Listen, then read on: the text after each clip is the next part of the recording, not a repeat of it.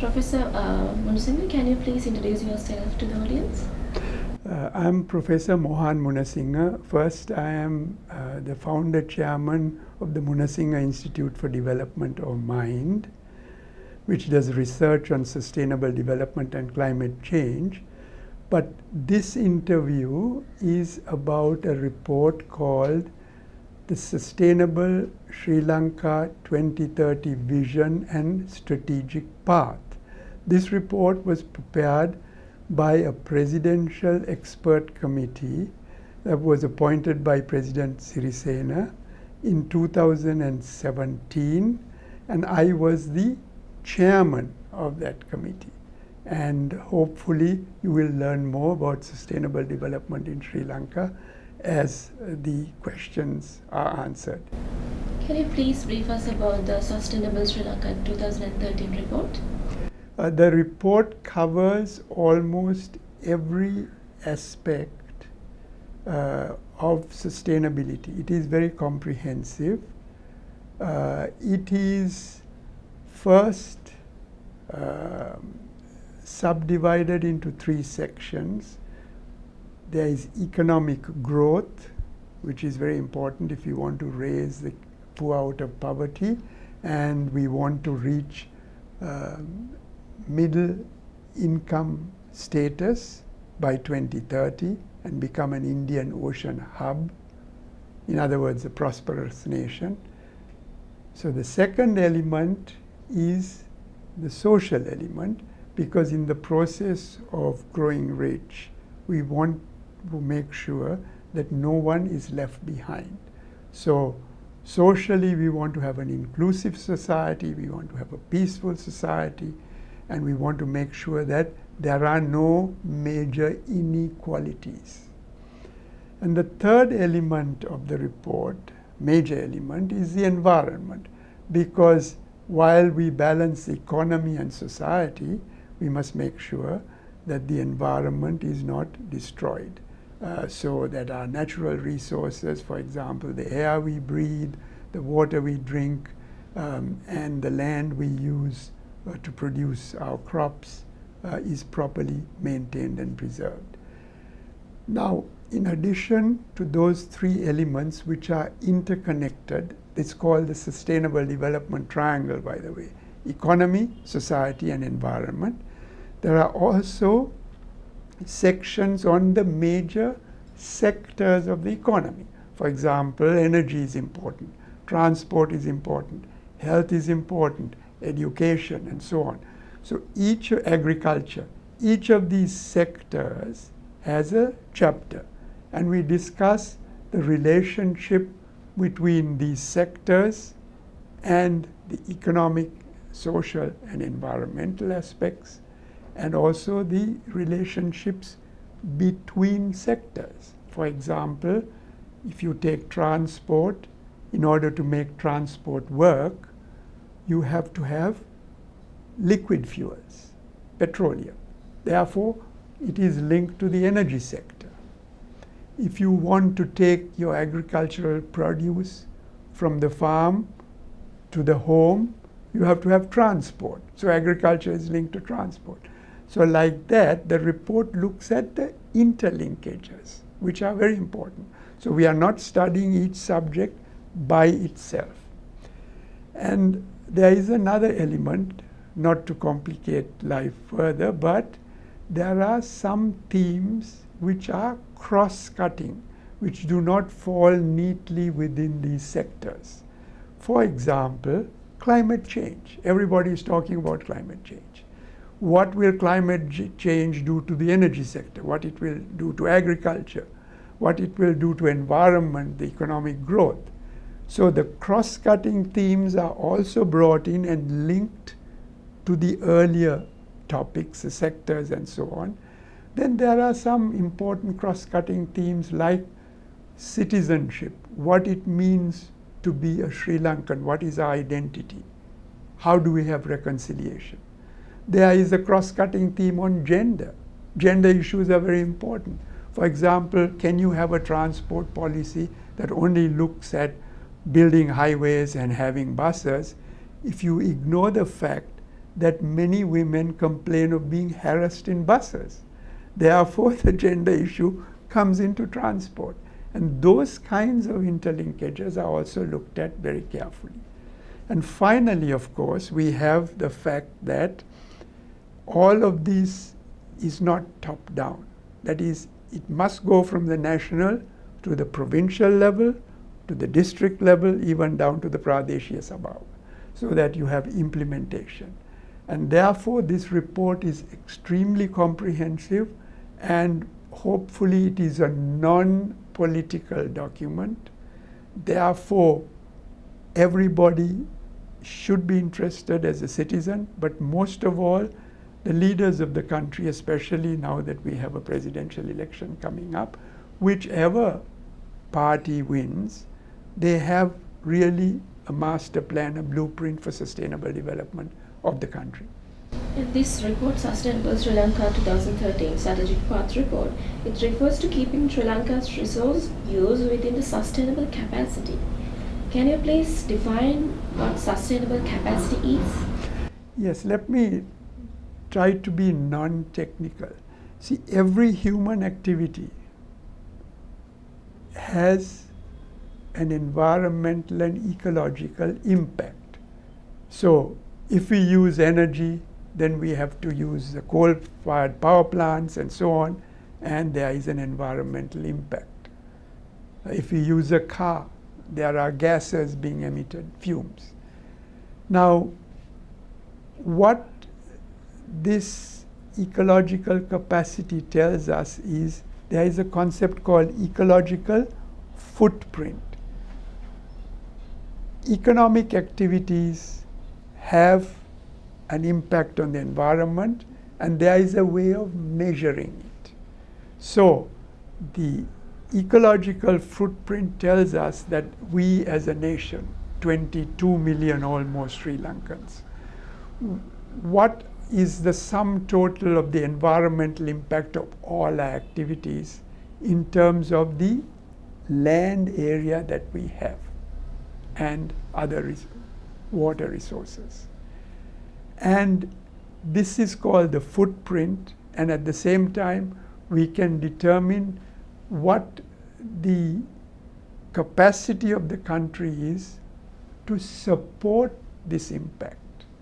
So if the ecological footprint, which is the impact of our activities on the ecology, is too large, then the country's natural resources cannot support it. And that is the capacity of the country. So for example, for the last 100 years, we have been steadily depleting our forests. Why? Because our usage of timber is much more than the rate at which the forests grow.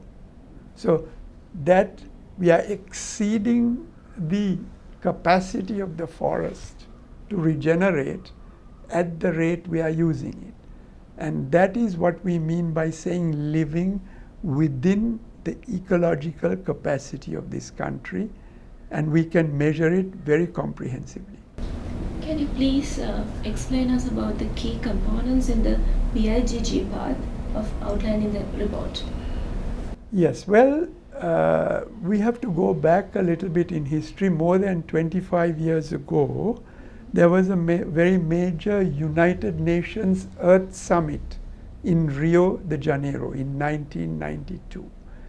In this Earth Summit, in front of presidents and prime ministers of various countries, I presented a framework called Sustainomics. This is how to deal with the complex problems of sustainable development. More than 25 years ago, it is now quite widely accepted and applied in many countries. There are 4 important principles which tell us what is the sustainable path. And what you asked me is called BIGG, which is basically for balanced, inclusive green growth, and therefore inclusive means socially inclusive, Green means environmentally green. Growth means economic growth. So you have the three elements of the sustainable development triangle in that path. Now you asked me about the components.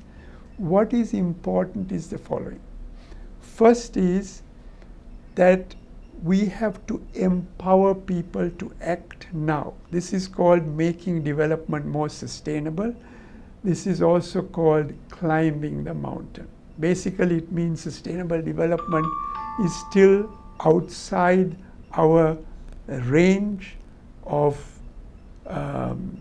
understanding. So it's a bit like the mountain peak is covered with clouds, but we climb up one step at a time. So when we leave this room, we switch off the lights. We can turn off a tap. We can plant a tree. So there are many things you and I can do which will make Sri Lanka and the world more sustainable. We don't have to wait for leaders and ministers and other people to tell us what to do. If each of us is empowered to act now, then that is the first principle to get on this BIGG path. The second important concept is the sustainable development triangle I told you about before: the economy, society, and environment. We must keep the three in balance. It's not a question of one or the other. All three must be addressed, and that is the harmonization of economic, social, and environmental dimensions of sustainability. So that is the second point. The third point is within ourselves. We have to be innovative. We have to transcend certain mental barriers we have. And we have to teach young children from the youngest possible age to overcome these barriers. What are they? First is unsustainable values. Everywhere we look, we see greed, selfishness, violence, corruption. These unsustainable values are driving the world today and even in Sri Lanka. And this has caused what I have termed a model of economic maldevelopment. So this is not economic development. Maldevelopment means that we are living off debt, borrowed money. Just imagine that our grandparents saved a lot and they invested. Maybe they planted a tree. Maybe they put money in the bank. Because of their investment, we can live a very good lifestyle. But what are we doing?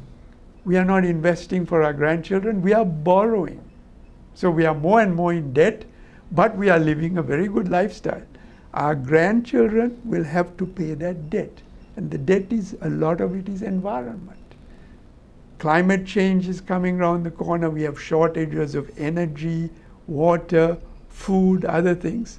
And therefore, unless we do something now, and that is what the Sustainable Sri Lanka 2030 vision tells us to do, if we don't follow these steps, then our children and grandchildren will face a bleak future. So changing our value system is extremely important. Also thinking about the long term. We have to transcend those barriers. Not tomorrow, not next week, but maybe 10 years from now, maybe 100 years from now. We have to think in terms of bigger geographic space, not just our own home or our neighborhood or even our city, but maybe the whole country, the whole planet. And last but not least, we have to think of other people. This is called a multi-stakeholder approach because we are all living within the same planet, within the same country, within the same city, sometimes even in the same home if we are a family. And unless we cooperate, we will not solve the problem. So particularly in Sri Lanka, what we find is that government alone cannot solve all the problems. It's the same the world over. We have to have business and civil society, and of course the media, which is an extremely important aspect, helping government, pushing government to do the right thing. So that transcending the barriers of stakeholders, that we mustn't think of ourselves in one little box, but think of other people. And that is what I meant by Sri Lankan identity. That if we have the proper identity, we can work with others and transcend the barriers that block us from other stakeholders. So removing our mental blocks is that third aspect. The fourth principle in the BIGG path is implementation. There are dozens of reports and laws of the country as well, and regulations, including our 2030 vision, which may gather dust on a shelf. So unless we stop talking and start implementing, nothing will happen. There are many good examples I can give you and other people can give you. Examples that have been done in parts of Sri Lanka, in other parts of the world, and with the internet we have access to all of them. So let us take those examples, adapt and implement. And if we follow those four principles, which is empower ourselves, act now, balance, harmonize the sustainable development triangle, free up our minds to be innovative, and four, implement, get out and there and do it, then we will be on this balanced, inclusive green growth path to sustainability. Do you believe that Sri Lankans are well aware of the issue and what to do to solve the problem? Well, I don't think Sri Lankans are 100% aware of all these issues, but they are as much aware as others in the world. We are not particularly backward, but we can have a position of leadership for sustainability in Sri Lanka if we follow the 2030 vision, so that by 2030 we will be global leaders in sustainable development. We are not today. Very clearly, there are, as you know, 17 sustainable development goals, and of those, some are more relevant for Sri Lanka than for other countries. So let us say that Sri Lankans are more aware of the priorities for us. For example, poverty, or the vulnerability of agriculture, or in some cases, water resources. So we have to be aware of what our priorities are and then find the right solutions. And the answer to your question really is that we are not fully aware, but we have plenty of information now, and we have our own expertise. The 40 members of the Presidential Expert Committee are all Sri Lankans, and this report is an all Sri Lankan report, and they are available. They have actually worked free of charge for more than a year to do this. So they are very committed, and therefore there is no excuse except to implement this report, and by 2030 we can become a world leader on sustainable development.